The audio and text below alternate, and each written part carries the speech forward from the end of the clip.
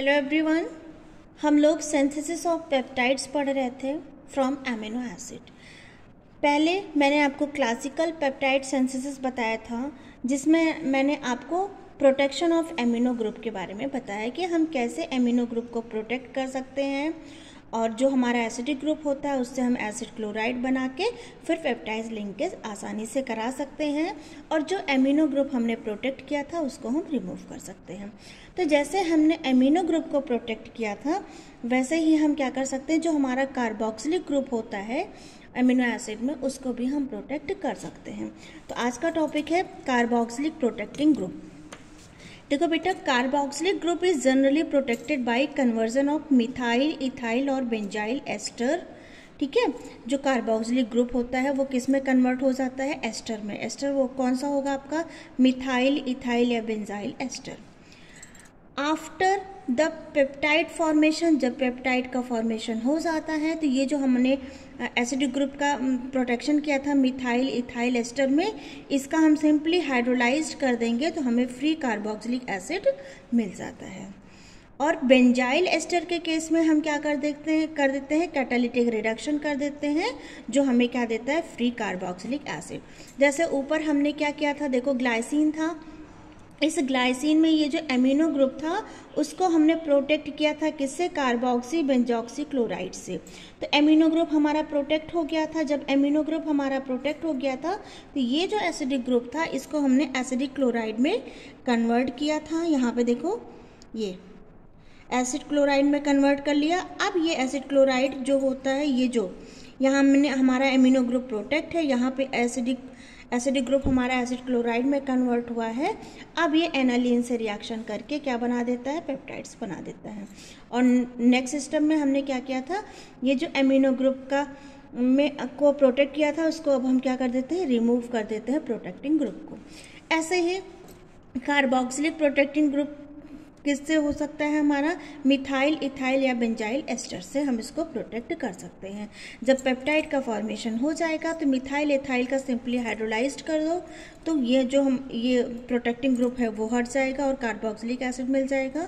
और benzyl ester का हम सिंपली रिडक्शन कर दें, कैटालिटिक रिडक्शन कर देंगे तो हमें फ्री कार्बोक्सिलिक एसिड मिल जाएगा। तो इस तरह से हम एक बार अपना एमिनो ग्रुप का प्रोटेक्शन करके पेप्टाइड्स बना सकते हैं, और एक बार हम अपना कार्बोक्सिलिक ग्रुप को प्रोटेक्ट करके क्या बना सकते हैं? पेप्टाइड्स बना सकते हैं। अब एक आता है आपका use of DCC as reagent for peptide bonds formation. इसमें होता क्या है बेटा, देखो, the method of peptide bond formation discussed above has certain drawbacks. ये जो ऊपर हमने आपको मेथड्स बताए थे जिसमें हमने अमीनो ग्रुप का एक बार प्रोटेक्शन किया, एक बार हमने कार्बोक्सिलिक ग्रुप का प्रोटेक्शन किया और पेप्टाइड्स बनाया, उसमें कुछ ड्रॉबैक्स थे। ड्रॉबैक्स क्या था? A serious drawback is that it leads to racemization of the product at the stereo centre alpha two acid chloride. जो एसिड क्लोराइड का स्टीरियो सेंटर था, मतलब जो अल्फा स्टीरियो सेंटर था, उसमें क्या हो जाता था? रेसिमाइजेशन हो जाता था। Therefore attempt were made to discover better method to peptide bond formation। अब ये रेसिमाइजेशन ना हो उसके लिए हमने एक रिएजेंट यूज़ किया। ठीक है, हमने एक दूसरा मेथड, उससे ज़्यादा अच्छा मेथड डिस्कवर किया, देखा। It was found that treatment of solution containing an amino protected amino acid and carbonyl protected amino acid with dicyclohexyl carbodiimide. हमने क्या किया कि ये जो हमारा एमिनो ग्रुप था और जो हमारा कार्बोक्सिलिक ग्रुप था, इसको हमने एक किससे प्रोटेक्ट किया? डाईसाइक्लो कार्बोडाइमाइड। इसमें क्या हुआ, देखो हमने क्या लिया, एक एमिनो प्रोटेक्टेड ग्रुप लिया। यहाँ पे ये जो Z है, ये जो एमिनो प्रोटेक्टेड ग्रुप हमने लगाया है ऊपर, ये देखिए ये वाला, इसको हमने Z से लिख दिया क्योंकि ये बहुत लंबा हो जाता है। ठीक है, और यहाँ पे हमारा क्या हो गया? कार्बोक्सिलिक प्रोटेक्टेड ग्रुप हो गया ये। ठीक, इसको हमने एस्टर में कन्वर्ट कर दिया, और एस्टर में कन्वर्ट करने के बाद हमने इसको क्लोराइड में चेंज किया है। ठीक है बेटा, तो यहाँ पे हमने एमिनो प्रोटेक्टेड ग्रुप लिया, यहाँ पे हमने कार्बोक्सिलिक प्रोटेक्टेड ग्रुप लिया और इसको ट्रीट करा है किससे? डाईसाइक्लोहेक्साइल कार्बोडाईअमाइड। क्यों? क्योंकि जिससे रेसिमाइजेशन ना हो। अब क्या होता है, ये दोनों आपस में मिलके यहाँ से एक हाइड्रोजन और यहाँ से OH क्या होता है, निकल जाता है और पेप्टाइड का फॉर्मेशन होता है। ये डाई पेप्टाइड्स का फॉर्मेशन हो जाता है और यहाँ से जो वाटर मॉलिक्यूल निकला रहता है वो इसके साथ जाके कंबाइन होके क्या बना लेता है, डाई साइक्लोहेक्साइल यूरिया बना लेता है, जिसको शॉर्ट फॉर्म में बोला जाता है DCU। देखो यहाँ पे N था, एक बॉन्ड टूटा, हाइड्रोजन आया, यहाँ पे N था, एक बॉन्ड टूटा, हाइड्रोजन आया और यहाँ कार्बन के साथ ऑक्सीजन जुड़ गया। जो यहाँ से वाटर मॉलिक्यूल निकला था वो इसके साथ कंबाइन हो गया। अब peptide bond formation is a dehydrating reaction and DCC is a strong dehydrating agent. ये क्या करते हैं, ये रिमूव कर देता है किसको, OH from carboxylic group of amino acid and H from amino group. ये क्या करता है, ये बहुत ही अच्छा इस डिहाइड्रेटिंग रिएक्शन होता है DCC। ये क्या करता है, जो आपका कार्बोक्सिलिक एसिड है वहाँ से OH को और जो एमिनो एसिड होता है वहाँ से H को रिमूव कर देता है, ठीक है, और पेप्टाइड्स का फॉर्मेशन करता है। अब आता है, पहले हमने क्लासिकल सिंथेसिस पढ़ा था, अब हम पढ़ेंगे solid phase peptide synthesis, solid phase peptide synthesis. देखो जो पहले हमने मेथड पढ़ा क्लासिकल थ्योरी, इसमें कुछ ड्रॉबैक्स थे। पहला, ये बहुत लेंदी प्रोसेस था। पहले एक बार हमें एमिनो ग्रुप को प्रोटेक्ट करना पड़ता था, फिर हमें कार्बोक्सिलिक ग्रुप को प्रोटेक्ट करना पड़ता था, फिर हम उसके पास क्या मिलाते थे, DCC मिलाते थे, ठीक है। तो ये एक लेंदी प्रोसेस था और इसकी जो ईल्ड थी वो बहुत ही लो थी, वेरी ईल्ड लो थी, ठीक। अब ये जो सिंथेसिस आई, इसको किया था RB मैरीफोल्ड ने डिस्कवर किया था। ये एक यूनिक मेथड था पेप्टाइड सिंथेसिस के लिए, जिसे बोला गया सॉलिड फेज पेप्टाइड, ठीक है। इसमें पॉलीस्टायरीन सॉलिड को लेकर बीड्स बनाया गया था और इसको सपोर्ट की तरह यूज़ किया गया था। क्या लिखा है, here is a solid support is use to carry our synthesis. क्या किया गया, solid support use is a styrene polymer cross linked. इसमें क्या था, 2% पैराडाइविनाइल बेंजीन था। It is further chloromethylated in such a way that about 5% benzene ring carry chloromethyl substituent. ये लिया गया था सॉलिड सपोर्ट में। एडवांटेज क्या था, the advantage of this method is that excess amount में हमें क्या मिल जाता था, रिएजेंट मिल जाता था, और जो इम्प्योरिटीज़ होती थी और जो बाई प्रोडक्ट होते थे इसको हम वॉश कर सकते थे सुटेबल सॉल्वेंट से। While growing peptide chain remain bound to the polymer. जब पॉलीमर बनता था तो जो एक्सेस में साइड प्रोडक्ट मिलते थे या फिर जो हमको इम्प्योरिटीज़ मिलती थी, इसको हम सुटेबल सॉल्वेंट से क्या कर सकते थे, वॉश कर सकते थे। अब इसमें हुआ क्या है बेटा, इसको समझते हैं। इसमें हम क्या करते थे, ये जो आपका क्लोरोमिथाइलेटेड पॉलीस्टायरीन पॉलीमर था, ये हैज़ बीन शोन, इसको हम कैसे लिख देते थे, पॉलीमर लिख लेते थे और यहाँ पे हम क्या लिख लेते थे, CH2Cl। इस पूरे को क्लोरोमिथाइलेटेड पॉलीस्टायरीन पॉलीमर को हम इस फॉर्म में लिख लेते थे। अब क्या होता था, the amino protecting group used is tertiary butoxy carbonyl. इसको शॉर्ट फॉर्म में क्या लिखा जाएगा, BOC। The carboxyl group is protected by the formation of benzyl ester with a solid polymer. इससे हम क्या करते थे, उसको प्रोटेक्ट कर लेते थे on the benzene ring. The process is completed in 5 step. ये जो प्रोसेस था ये 5 स्टेप में कंप्लीट होता था।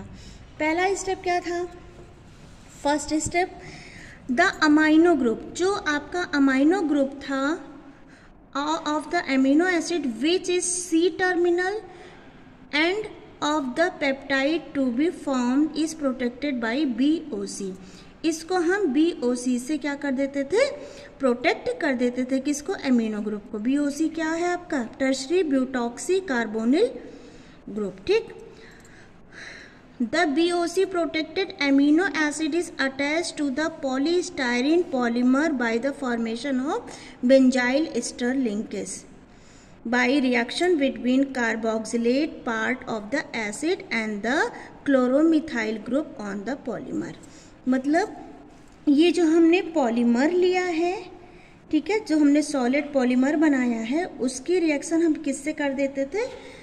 एमिनो प्रोटेक्टेड एमिनो एसिड से। जो हमारा एमिनो प्रोटेक्टेड एमिनो एसिड है, इससे हम जब इसकी रिएक्शन कराते थे in the presence of base, तो यहाँ से क्या होता था, ये जो H है और ये जो Cl है, ठीक है, ये H और ये Cl, ये क्या हो जाता था, ये निकल जाता था और O और CH2 मतलब एक एस्टर का फॉर्मेशन होता था। हम यहाँ क्या लिख सकते हैं? Ester linkage with the polymer. The excess reagent are removed by washing with suitable solvent। अब जो excess में हमें impurities मिलती थी या फिर reagent होते थे, उसको हम suitable solvent से क्या कर देते थे? वॉश कर देते थे। सेकेंड स्टेप में क्या होता था? द BOC प्रोटेक्टिंग ग्रुप, ये जो हमारा प्रोटेक्टिंग ग्रुप था, ठीक है, ये जो हमारा बना है ester linkage with the polymer, the BOC protecting group is removed by treatment with trifluoroacetic acid. ये जो BOC ग्रुप है, इसको अब हमें रिमूव करना है, तो उसके लिए हम क्या लेंगे? Trifluoroacetic acid. The polymer bonded amino acid is purified by the washing. तो यहाँ से ये ग्रुप रिमूव हो जाता था और हमें क्या मिल जाता था? Polymer bound amino acid. देखो यहाँ पे एमिनो ग्रुप है, यहाँ पे आपका एसिडिक ग्रुप अभी बन जाएगा ये, ठीक, ये हो गया polymer bound amino acid. Third step में क्या होता था? अब तो ये हमारा एक पॉलीमर बन गया। अब दूसरा BOC प्रोटेक्टेड एमिनो एसिड आएगा। जैसे यहाँ पे एक BOC एमिनो प्रोटेक्टेड एसिड, ये पॉलीमर था, इससे BOC amino protected amino acid आता था, वैसे ही अब इससे बाउंड होने के लिए दूसरा BOC protected amino acid is added to the polymer bound amino acid long with coupling reagent, dicyclohexyl carbodiimide. इसमें क्या होता है? देखो बेटा, ये वाला प्रोटेक्टिंग ग्रुप आया, सेम यही चीज़ जो हमने ऊपर लिया था, एमिनो प्रोटेक्टेड एमिनो एसिड, ये आया, और ये जो हमारा पॉलीमर बना था, ये पॉलीमर बाउंडेड एमिनो एसिड ये है, ये आपस में रिएक्शन करेंगे जब, और किसकी प्रेजेंस में? DCC की प्रेजेंस में, ठीक है। तो इसमें क्या हो जाएगा? अब यहाँ से एक वाटर मॉलिक्यूल निकल जाएगा। जब वाटर मॉलिक्यूल निकल जाएगा तो ये पूरा एक साथ कंबाइंड हो जाएगा। देखो आपको थर्ड स्टेप में, यहाँ से देखो बेटा, यहाँ पे OH था और यहाँ पे NH2 था, यहाँ से OH निकला, यहाँ से एक हाइड्रोजन निकला, मतलब एक वाटर मॉलिक्यूल निकल गया और ये एक पेप्टाइड बॉन्ड फॉर्मेशन बन गया हमारा, ठीक है। अब फोर्थ स्टेप में क्या होता है? ये जो BOC है, इसको हमें रिमूव करना है। तो इसको रिमूव करने के लिए सेम वही चीज़ हम ले लेंगे, CF3COOH। ये क्या करेगा? ये इस BOC को क्या करेगा? रिमूव कर देगा। तो जब इसको रिमूव करेगा तो जो हमारा third and fourth are repeated to introduce as many amino acid as required to build the polypeptide chain. The last acid to be attached in N terminal amino acid. अब क्या होता है बेटा? ऐसे ही हम ढेर सारे पेप्टाइड लिंकेज ले लेंगे, जैसे यह हमारा बना, ऐसे ढेर सारे हम क्या 1 2 3 ऐसे ढेर सारे पेप्टाइड लिंकेज ले लें, तो इसको हम ऐसे लिख सकते हैं, ठीक है। ऐसे ढेर सारे हमने पेप्टाइड लिंकेज ले लिया। अब इसका हम क्या कर दें? इसको हम क्या कर दें? The complete polypeptide is removed from the polymer by the treatment with anhydrous hydrogen fluoride. मतलब हमने क्या किया है, अब हमारा ऐसे ये बन गया, पूरा पेप्टाइड्स हमें बन गया। तो ये जो हमने प्रोटेक्ट करने के लिए पॉलीमर लगाया था, इस पॉलीमर को अब हमें रिमूव करना है। तो इसको रिमूव करने के लिए हम हाइड्रोजन फ्लोराइड का यूज़ करेंगे। ये हाइड्रोजन फ्लोराइड क्या करेगा? इस पॉलीमर को क्या कर देगा? रिमूव कर देगा। तो यहाँ से देखिए, ये हाइड्रोजन फ्लोराइड है, ये पूरा यूनिट एज इट इज़ हो गया हमारा, और यहाँ से ये, ठीक है, यहाँ से ये इधर F चला जाएगा इस साइड में, और इस साइड में H चला जाएगा, ठीक है। तो ये देखो, ये पूरी यूनिट हमें मिल गई किसके फॉर्म में? पेप्टाइड्स के फॉर्म में, और ये हमारा पॉलीमर यहाँ से रिमूव हो गया। ठीक है, तो ये था आपका सॉलिड फेज पेप्टाइड सिंथेसिस। कितने स्टेप में हुआ? 4 स्टेप में। पहले स्टेप में क्या हुआ, एक बार फिर से इसको रिपीट कर देती हूँ मैं। पहले स्टेप में हमने क्या किया, एमिनो प्रोटेक्टेड एमिनो एसिड लिया था, इसमें हमने क्या किया था, BOC लगा दिया था, जो हमारे एमिनो ग्रुप को क्या कर रहा है, प्रोटेक्ट कर रहा है। फिर हमने क्या किया, एक पॉलीमर लिया, पॉलीमर से रिएक्शन कराया, अब यहाँ पे पॉलीमर अटैच हो गया, इसको बोलते हैं ईस्टर लिंकेज विथ पॉलीमर। अब इस BOC को हटाना है, इस BOC को हटाने के लिए हमने क्या लिया, CF3COOH लिया।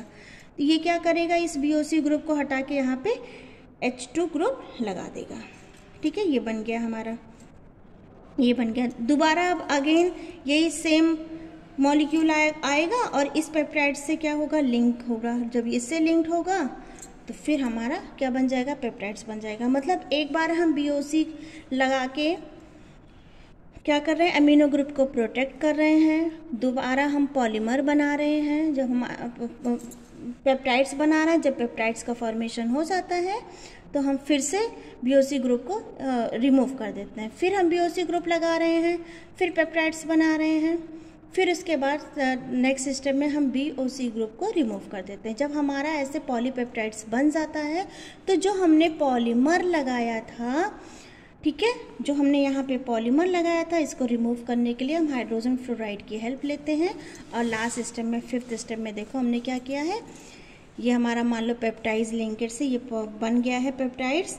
अब क्या करते हैं, यहाँ पे हम HF से रिएक्शन कराते हैं, तो यहाँ एक साइड में H जाता है और एक साइड में F जाता है, तो ये हमारा बन जाता है फ्री पेप्टाइड्स बन जाता है, और ये पॉलीमर हमारा क्या हो जाता है, डीअटैच हो जाता है, मतलब हट जाता है, निकल जाता है।